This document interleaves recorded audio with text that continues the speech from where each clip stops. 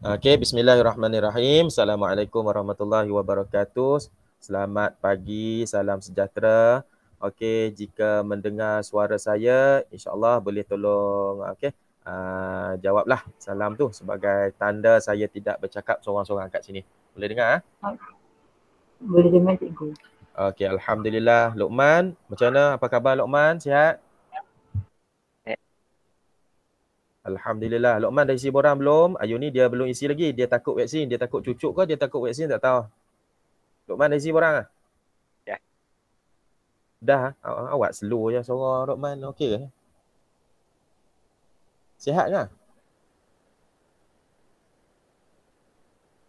Okey, so saya sekarang ni sedang share screen untuk tajuk yang akan kita pelajari pada hari ni. Okey nah, jadi saya haraplah sangat-sangat kelas kita hak lepas tu, video-video kita hak lepas tu, anak-anak pelajar tolonglah tengok, tolong cuba fahami.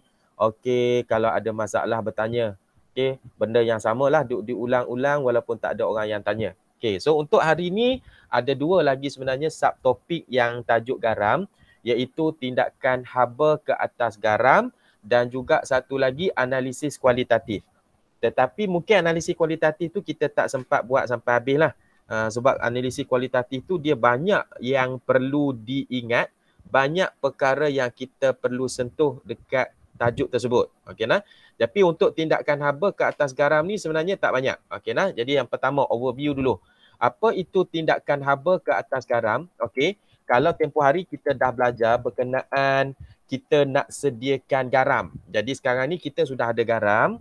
Jadi ada lagi satu subtajuk yang kita perlu pelajari dalam garam ni. Kadang-kadang soalan dia bagi garam, macam mana kita nak tahu apakah garam tersebut. Jadi salah satu kita buat aktiviti adalah pemanasan terhadap garam tersebut. Okey nah. Kelas yang lepas kita sediakan garam. Tapi yang ni dia lebih kepada konsep ada satu garam, macam mana kita nak tahu garam tersebut tu garam apa? Zinc karbonat ke, kalsium klorida ke, whatever. Apakah garam itu?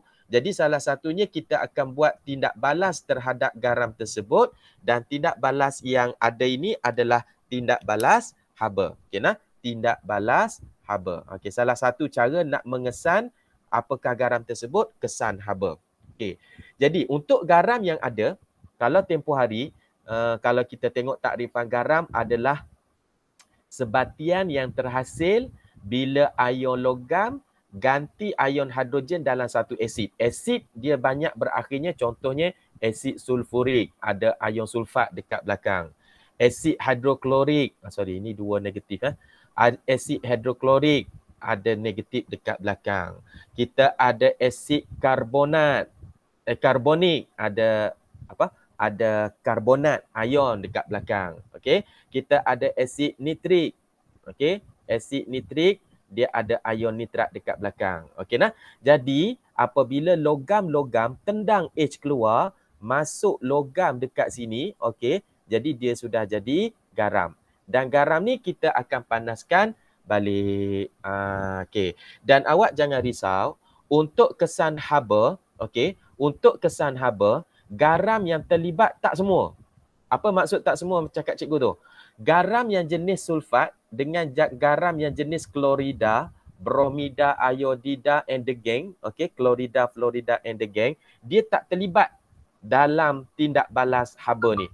Okey nah, dia tidak terlibat dalam tindak balas haba. Okey, ada orang nak masuk admit all. Okey. Siapa yang baru masuk ni? Terlambat tadi, tak berapa nak dengar. Okey, welcome, ahlan wa sahlan. Syahir dengan siapa tadi yang tekan nak masuk, saya dah admit tadi. Tak berapa dengar dia punya message ada yang nak masuk. Okey. Suara saya jelas tak ni sebenarnya? Sebab saya takut ada masalah sound sebab saya tak dengar ada orang nak masuk ni. Dengar jelas tak? Jelas cikgu. Oh, jelas. Oh, mungkin dari saya punya speaker ni je lah kot. Jadi tak dengar. Selalunya kalau ada orang nak masuk, bila saya tengah explain, dia akan bunyilah signal dia tu ada orang nak masuk. Okay, nah? So Musliha dengan Syahir baru masuk. Okey, tak apa, kita teruskan. Okey. Jadi kesan haba ni, okey, Dia hanya melibatkan garam yang jenis karbonat, garam jenis nitrat saja. Okey. Jadi kalau nanti soalan tanya berkenaan kesan haba, jadi awak cuma fokus garam karbonat, garam nitrat saja. Okey. Seterusnya kita tengok nah. Okey. Ini yang saya nak minta kalau ada buku catatan ke kat tepi dan sebagainya. Okey. Kita boleh tahu bahawasanya garam tersebut adalah garam karbonat ataupun garam tersebut adalah garam nitrat. Ni contohlah dia bagi ni, plumber nitrat dengan zinc karbonat 2 ni dah adalah contoh. Okey, dia boleh jadi kat sini ni macam-macam karbonat ni. Kalsium karbonat pun boleh. Okey, plumber karbonat pun boleh. Tadi kan plumber karbonat nitrat kat bawah. Plumber karbonat pun boleh. Okey nah.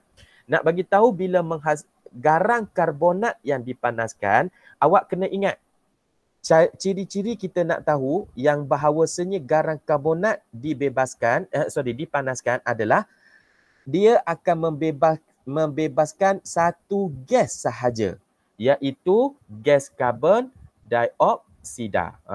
Okey. Nanti bila dalam soalan dia bagi satu garam X, dia kata bagi satu garam X dipanaskan. Okey, satu lagi catatan. Bila ada nampak simbol segitiga bawah anak panah ni maksudnya dipanaskan ya. Bila dipanaskan tu bukan bakar. Bukan maksudnya bakar. Dipanaskan ni maksudnya kita kenakan haba je. Jadi salah satunya guna api lah. Tapi maksudnya panas. Okay. So dia akan keluar dua bahan. Contohnya dia akan bagi pepejal XY, pepejal Y dan gas Z. Okay. Dari persamaan ni, daripada pemanasan garam X ni dia kata garam ni, ada seorang nak masuk baru dengar. Okey, garam X dipanaskan ni, okey, tiba-tiba dekat produk ni ada satu gas saja yang keluar. Confirm, sah. Gas ni adalah gas karbon dioksida. Dan garam ini mestilah garam dari jenis karbonat. Okey, hak tu kena ingat. Yang kedua, kalau garam tu garam nitrat, whatever nitrat nah, sama juga. Kalau kalsium nitrat ke, okey, kita ada magnesium nitrat ke, okey, mana-mana garam nitrat. Bila dipanaskan, okey, ni dia tak lengkap sikit ni, dia sepatutnya ada simbol segitiga dekat bawah anak panah dia. Okey. Bila dipanaskan, okey, dia ada dua gas keluar. Tu beza dia. Garam nitrat dengan garam karbonat. Ini gas pertama, ini gas kedua untuk penguraian nitrat. Jadi kalau nanti soalan bagi suatu pemanasan gas P. Okey nah, ini garam P dipanaskan, okey. Garam P dipanaskan, maka dia akan keluar satu pepejal. Okey. Pepejal PQ, pepejal Q pula dah. Okey, tambah gas R dan juga satu lagi gas PQR, gas S. Okey. Once awak nampak ada je satu gas, dua gas, confirm. Cuma gas R dengan gas S ni kita tak tahu. Yang mana satu nitrogen dioksida, mana satu oksigen. Kejap lagi kita bagi tahu. Tapi bila ada dua je gas yang terkeluar daripada pemanasan garam, confirm garam ini adalah garam dari jenis nitrat. Boleh ingat tak tu? Boleh ingat tak tu catatan dia? Okey, untuk pemanasan garam, kalau ada satu gas keluar, itu adalah garam karbonat dan gasnya karbon dioksida. Tapi kalau garam itu dipanaskan, keluar dua gas, itu adalah garam nitrat. Cuma bila dia bagi huruf R, huruf S ataupun mana-mana unknown, okey, huruf yang kita tak ketahui, kita ada cara lain pula lah. Macam mana nak tahu gas tu oksigen ataupun gas tu nitrogen dioksida. Okey. Sebelum saya bagi tahu, nak tanya, kok pelajar ada tahu. Gas oksigen jika terbebas, okey, jika terbebas ada warna tak? Oksigen ada warna tak? Sibuk je ni. Tanya ada tak ada? Tak ada. Yang ni adalah merupakan gas tidak berwarna. Sebenarnya karbon dioksida pun sama juga, tidak berwarna. Tapi kita boleh tahu dah siap-siap dia gas karbon dioksida sebab dia ada satu gas saja. Pemanasan garam ni satu gas je. Confirm karbon dioksida. Ya nah? Yang kedua, nitrogen dioksida. Ada warna tak? Nitrogen dioksida ada warna tak? Tak ada juga. Tak ada juga. Okey, yang ni yang kita perlu tambah dalam catatan nota kita. Nitrogen dioksida ada warna. Ada warna. Iaitu nitrogen dioksida adalah gas yang berwarna perang. Tapi perang dia tu tak adalah perang terang sangat macam apa? Macam apa kalau perang? Dia tak adalah terang sangatlah sebab dia pun gas, dia nampak gitu je. Gas yang berwarna perang. Jadi kalaulah dalam soalan tu nanti dia bagi tahu suatu garam P dipanaskan membebaskan satu pepejal sekian dan membebaskan gas berwarna perang. Dia tak cakap yang kedua gas punya warna tu. Bila walaupun dia sebut gas berwarna perang, sah-sah itu adalah nitrogen dioksida dan ia adalah garam nitrat juga. Okey. Kalau dia kata garam P dipanaskan membebaskan satu pepejal dan membebaskan dua gas. Itu pun garam nitrat juga. Okey. Kalau dia kata satu garam dipanaskan membebaskan gas tidak berwarna. Satu je. Itu adalah garam karbonat. Boleh Boleh nah? Okey, kita nak pergi selanjutnya lagi. Yang Adila ada tulis dekat Telegram. Dila tak masuk lagi tadi Tadi dia Sana terkeluar. nak tengok apa. Oh, dia terkeluar. Kenapa Adila ni? Sana balas mesej dia. Ya, kenapa Adila? Okey, kita terus ke page yang seterusnya. Okey, sambil-sambil jawab Adila tu. Oh, line slow terkeluar sendiri. Okey. Saya balas Tak apa.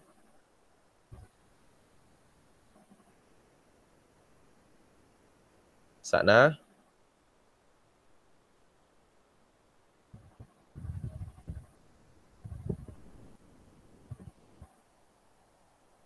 Okey, so tengok dekat gambar Rajah ni. Okey, nampak semua? Okey. Untuk garam lain, ni garam klorida hak saya sebut tadi, garam sulfat. Okey. Pemanasan oleh haba dia tidak berlaku 100%. Ni yang dia buat dekat nota ni. Hanya setengah saja. Jadi dalam silibus kita, bila setengah saja yang berlaku, maksudnya ni amonium klorida ni bila dipanaskan, dia bukan semua terurai. Itu maksud dia, bukan semua. Setengah ni bukan bermaksudnya separuh nah. Setengah ni yang dia maksudkan ni, setengah ni maksudnya ada sebahagian sahaja. Sebahagian. Bukan maksudnya setengah tu separuh 50%. Bukan sebahagian sahaja. Maksudnya mungkin yang mengurai tu 20%. Mungkin yang mengurai tu 60%. Macam tu. Jadi kita tidak fokuskan sangat untuk penguraian garam klorida, garam sulfat. Jadi yang kita fokus garam apa tadi? Garam karbonat dan juga garam nitrat sahaja. Boleh Boleh Boleh cikgu. Kemudian, okey. Jadi satu lagi adalah garam amonia. Okey. Gas amonia terbebas apabila garam amonium. Garam amonium ni sebenarnya kita bila buat tindak balas dengan bahan lain sebenarnya. Yang ni baru lebih banyak keluar. Contohnya garam amonium ditindakbalaskan dengan natrium hidroksida. Okey. Yang ni awak boleh refer balik nota kita yang kita dah belajar tempoh hari, iaitu tindak balas yang berlaku terhadap alkali. Okey. Tindak balas alkali natrium hidroksida jumpa garam amonium akan membebaskan gas amonia. Yang tu. Okey. Jadi gas amonia tu dapat daripada tindak balas natrium hidroksida ataupun mana-mana alkali dengan garam amonium. Boleh Okey. Jadi kalau hak daripada pemanasan ni, awak imagine macam ni. Amonium klorida ni adalah salah satu yang bahan yang mengalami pemejalwapan. Ingat lagi tak proses pemejalwapan? Ingat lagi tak pemejalwapan? Pemejalwapan tu apa? Ingat tak? Tak ingat. Pertukaran bahan daripada pepejal kepada gas ataupun gas kepada pepejal. Ingat lagi tak? Tu pemejalwapan. Okey. Jadi amonium klorida ni apabila dia bertukar menjadi gas, gas dia tu masih lagi dalam bentuk molekul amonium klorida. Jadi agak susah untuk nak memecahkan dia. Tu yang susah sikit lah nak dapat kat sini. Gas amonia dari tindak balas ni. Tu yang dia kata setengah ataupun sebahagian sahaja. Okey. Okey, seterusnya. Okey. Bila dah panas-panas, okey. Tadi kan kita ada kata sama ada garam karbonat, okey, ataupun garam nitrat yang kita panaskan tadi, okey. Bila dipanaskan, selain daripada gas, saya ada tulis tadi, dapat pepejal PQR dan sebagainya tadi. Ingat tak? Okey. Jadi pepejal tersebut adalah sebenarnya merupakan logam oksida. Apa maksud? Contoh, katakanlah saya panaskan kalsium karbonat. Bila dipanaskan, karbonat keluar gas apa? Tolong jawab seorang. Keluar gas apa? Karbonat dipanaskan? Baru belajar slide tadi. Ya, betul. Karbon dioksida. Okey, nampak? Sekarang ni CO3 dah keluar CO2. So tinggal berapa lagi O? Tinggal satu lagi. So O itulah yang akan stay bersama dengan kalsium. Dapatlah kalsium oksida. Ni pepejalan ni. Kalsium oksida. Jadi kalau kita panaskan zinc karbonat, yang akan dapat nanti pepejalnya zinc oksida tambah CO2. Ni zinc oksida. Kalau saya ada plumbum nitrat lah, saya ambil nitrat pula dah. Okey, saya ambil nitrat pula dah. Okey, keluar gas apa tadi? NO2 dengan O2. Yang ni pun juga akan dapat oksida. Plumbum 2 oksida. Jadi pemanasan garam karbonat ke, garam nitrat ke, mesti dapat satu pepejal iaitu oksida logam tersebut. Boleh boleh ingat, boleh buat catatan tu. Pemanasan karbonat ke, pemanasan nitrat ke, selain yang keluar gas karbon dioksida dan juga nitrogen dioksida dan juga oksigen, yang akan keluar adalah logam oksida. Okey, boleh. Okey. Dan untuk oksida ni sebenarnya, okey, logam oksida macam mana kita nak tahu? Sebab nanti kan dia akan tanya dalam soalan. Bagi logam X keluar gas karbon dioksida, dah tahu apakah nama garam tu. Okey. Jadi logam oksida generally most of logam oksida adalah warnanya putih. Boleh? Kecuali ni tiga ni aja. Okey, tiga ni aja. Macam panjang pula ayat yang dia tulis ni. Hak penting awak tengok kat sini ni. Hak semasa panas, setelah disejukkan, dan apakah logam oksida tersebut. Okey. Saya cuba buat bagi bentuk pendek sikit lah. Yang pertama kita ada zinc oksida, yang kedua kita ada plumbum oksida, dan yang ketiga kita ada cuprum oksida. Hak ni je yang ada warna lain selain putih. Logam oksida lain selain dari tiga ni, contohnya MgO, magnesium oksida, kalsium oksida, natrium oksida, aluminium oksida, lain-lain oksida, lain, banyak lagi oksida lain, semuanya color putih. Semuanya color putih.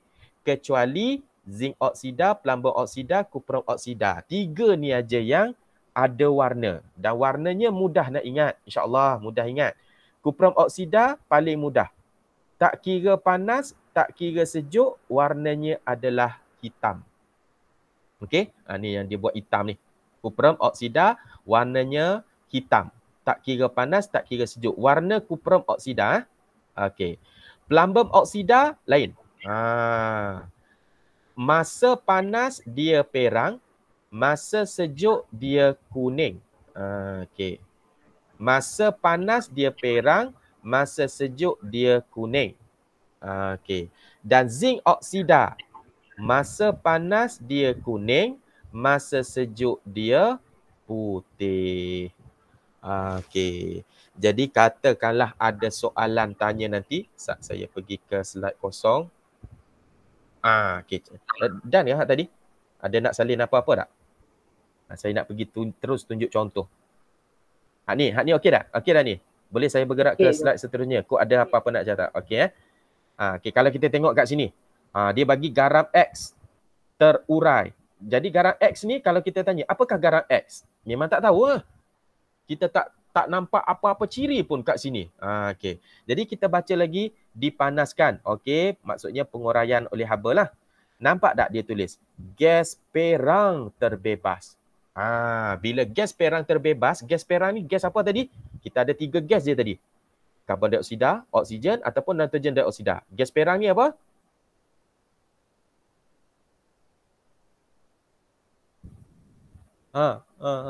Jawablah. Gas perang ni gas apa?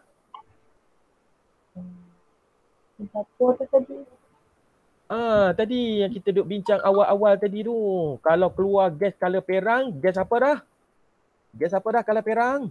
Nitrogen. Ni nitrogen dioksida.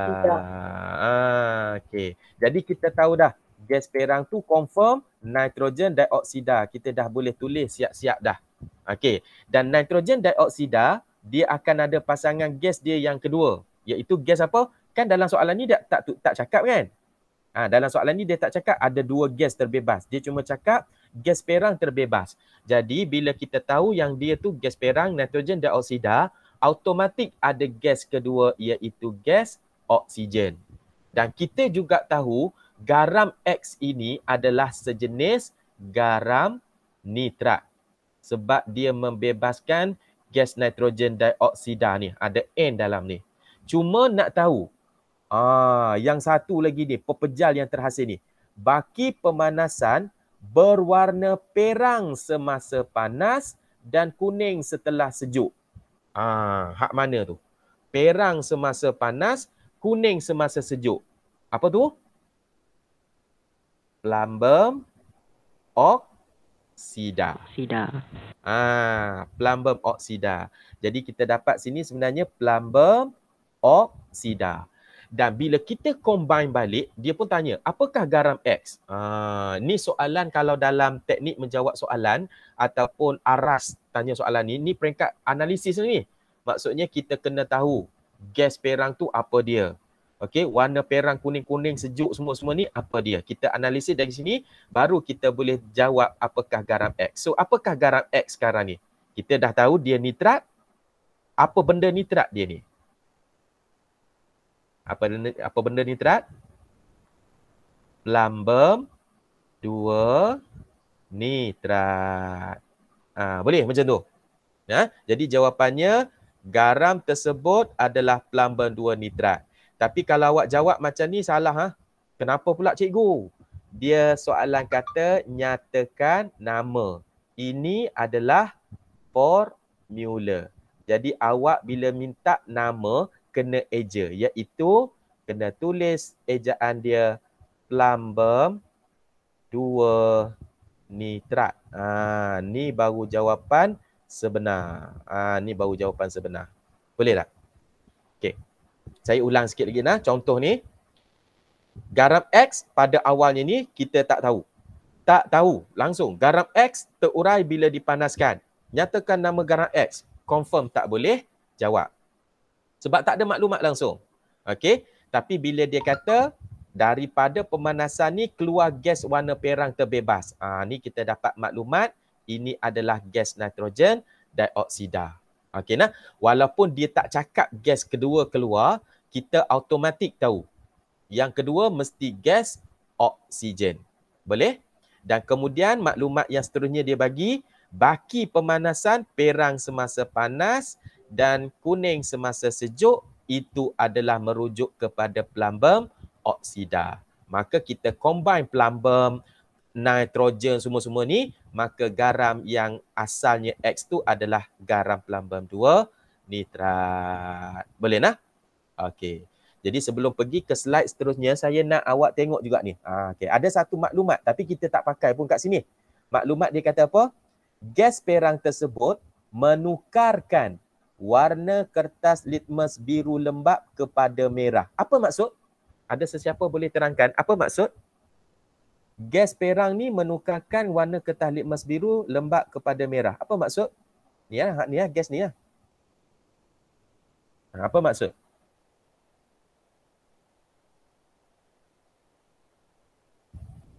Tak ada idea? Tak ada. Oh, okey. Sesuatu bahan yang menukarkan kertas litmus biru menjadi merah. Warna kertas litmus biru jadi merah. Itu adalah suatu asid. Boleh nah? Tapi nitrogen oksida, kalau dia kering, bukan asid lagi. Tapi bila dia jumpa air, H2O, tu yang ada perkataan lembab tu. Bila dia dah larut dalam air, dia akan jadi asid. Itulah fenomena yang berlaku hujan asid. Gas nitrogen dioksida terbebas dari kilang, terbebas dari asap kenderaan, naik ke udara, tiba-tiba hujan turun, melarutkan gas ini dalam air hujan, maka turunlah hujan asid, bersifat asid. Okay, itu je lah. Tapi maklumat ni kita tak pakai pun untuk nak menentukan garam X ni. Sebab kita sudah ada warna. Warna perang tu. Okey. Boleh Okey, kita move. Nampaknya kita kena Oh, penyelesaian dia. Okey. Tak apa. Okey, seterusnya okey, analisis kualitatif bagi menentukan garam juga ni. Ini cara kedua. Okey. Rasanya boleh ikuti lagi tak ataupun kita cukup bab garam pemanasan saja tadi? Macam mana nak tanya? Cukup. Betul. Saya okey je, tak ada masalah sebab janji awak faham, boleh ikut. Okey, tak ada masalah. Okey. Yang cukup tu Ayu ni nak isi borang nak pergi vaksin Okey, okay. Kalau macam tu tak apa, saya stop kat sini, make sure. Tapi kalau ada yang tak faham, kejap lagi bila saya upload video yang kita bincang hari ni, tengok balik. Okay, kalau tak faham juga, boleh tanya dalam grup. Okay, clear lah? Okay, lupa saya. Yang hadir secara online, minta tolong tulis nama. Tadi Muslihah pun nampak masuk, so kena tendang keluar juga Macam lain slow. Okay. So yang ada Syahir, Ayuni tolong tulis nama dan Luqman. Tak apa, saya tolong tuliskan Muslihah dan juga Adila tadi. Muslihah. Okey, dan juga Adila. Okey. So sebelum kita stop. Okey, nak pergi pusat vaksin ni. Ada nak tanya apa-apa? Saya nak tanya, borang tu kan itu dua-dua je tu. Borang isi dua-dua hak mana? Okey, gini. Borang yang dibagi dua salinan. Okey, dua salinan macam ni. Dalam grup diberikan dua jenis borang. Satu borang, okey. Oh, nampak apa ni? Okey. Tutup nampak. Tak cantik. Okey. Satu borang adalah borang